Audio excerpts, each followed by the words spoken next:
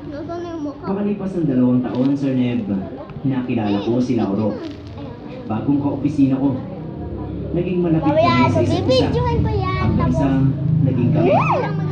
Doon pa lang sana ako unti-unting makakamove on mula sa pagkawala ni Andy, Sir Neb. Pero hindi ko inaasahan na doon din magsisimula ang tunay na kalbaryo at kababalaghan sa buhay ko.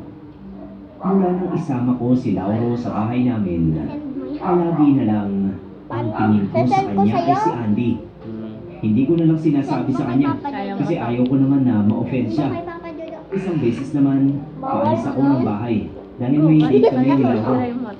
Bigla ko na lang nakita si Andy sa pintuan na parang pinipigilan akong umalis.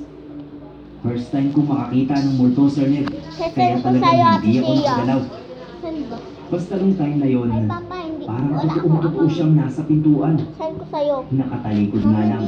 Pero syempre, sa tagal naming magkarelasyon, ay kilalang-kilala ko na yung bulto niya. Kaya alam ko na siya yun. Suot yung barong niya nung kasal namin. Sa takot